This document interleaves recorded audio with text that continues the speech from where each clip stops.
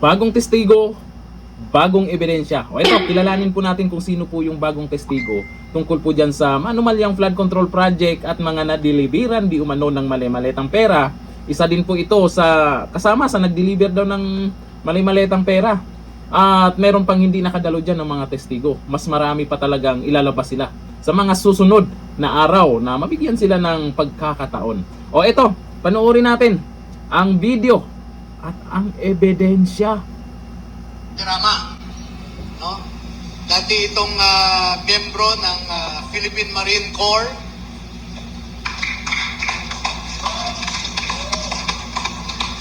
Ito ay honorably discharged, ha? Baka sabihin na naman nila dishonorably discharged. Honorably discharged po ito dahil nagkasakit siya. Nagkasakit siya dahil ilang buwan siyang na-assign sa Mindanao noon. Sa Tipo-Tipo, sa Albarca, hanggang sa Maluso, sa Lantawan, no? At doon siya nakakuha ng kanyang sakit. Inilipad siya sa Viluna. At pagkatapos noon ay pinayuhan siya ng kanyang opisyal na pwede siyang magpa-discharge na lang honorably. At pakinggan po natin ang konting kwento muna niya kasi kakarating lang niya sa Manila kagabi, no? Kakarating lang niya sa Manila kagabi. Hindi pa kami nagkwentuhan ng gusto, pero fresh from him ay magkwento siya kung ano yung kanyang naranasan noong empleyado siya ni Zaldico. So, Jerome? Magandang hapon po sa inyong lahat, mga kababayan, mga mamayang Pilipino. Ako po si Jeron Gaberia Valderrama. Bali po, tama po si Atty. Na kagaling po lang namin sa panikadating lang po namin dito sa Manila, galing po ng mga probinsya. Year 2009 po, bali pumasok pa ko sa Philippine Marine Corps hanggang 2011 po. At doon naman po kay former Congressman Elizaldico, kay Boss Esi, nakapasok po ako doon ng July 22, 2024 hanggang end of December 2025. Sa loob po ng isang taon at 6 na buwan, ang mga narasan ko po na mga pagdi-deliver ng mga mali-maleta na sinasabi ng aking mga kasamahan. Unang-una po kay former speaker yan sa 14 Naray Street, South Forbes Park po. Bali po 2 beses po ko dyan nakapag-deliver. Yung una po, bali 3 po kaming sasakyan. Ako po yung security doon sa lead car na driver po doon si Henry Bobina. Then nakasagay po sa akin yung 2 A na sinasabi ng aking mga kasama na sina Jan Polistrada at Martiksay. 3 po kami noon. Ang nilalaman po noon is nasa 30 na maletas. Na ang mostly po karamihan doon ay puro large amount po. Paldo. Then yung sumunod po doon sa nasabi kong lugar, kami lang po ni Martiksay and then si Ranji Pada, yung driver ko po noon. Bali, ang deliver po namin doon sa 14 na Street, hindi po bababa sa 7 na mix na po yun.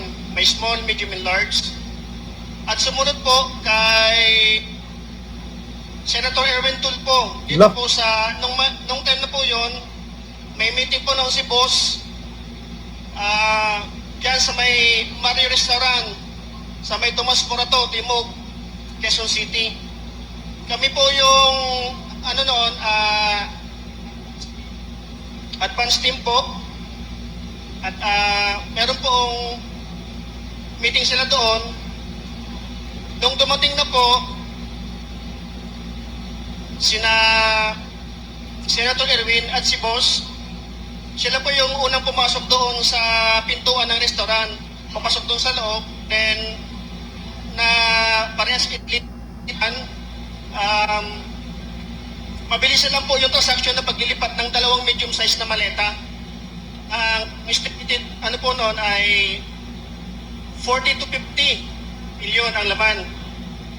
Then ang sumunod po noon na experience ko sa pag-deliver ay doon po kay Comelec Chairman George Garcia. Diyan po sa galing po sila ng Dasyang Tower, no? Then kami, andun kami sa may corner sa Pereya Street, Torre de la Rosa.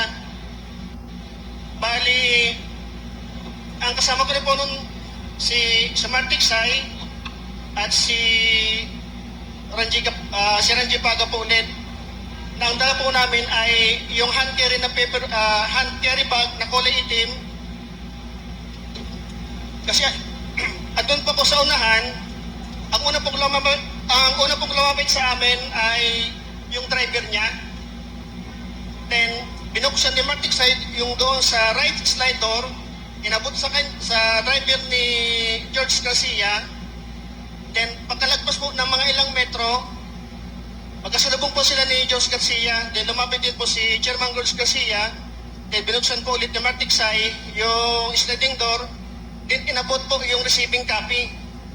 Yun po nasaksihan ko doon.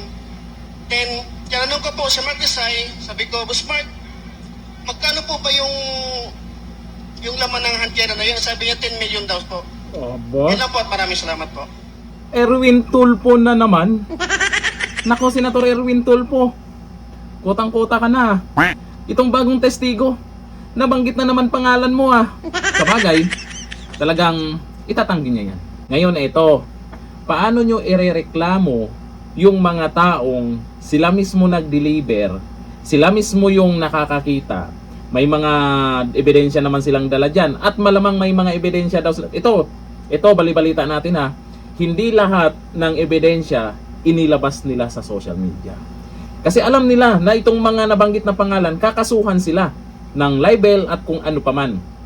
Pero kung kakasuhan man sila, yung nagreklamo sa kanila, mananalo kaya kung meron namang patunay na totoo nga yung sinasabi nila, ay magkaalaman naman yan kung sino yung nagsasabi ng totoo dyan. Kung ito bang mga ex-soldiers o yung pagtanggi ni Erwin Tulfo. Pero mas maraming naniniwala dito sa mga ex-soldiers ha. Tapos dadagdagan pa ng bago. Tapos ang nabanggit, Erwin Tulfo. Abay, paldong paldo. Hindi ko lang natin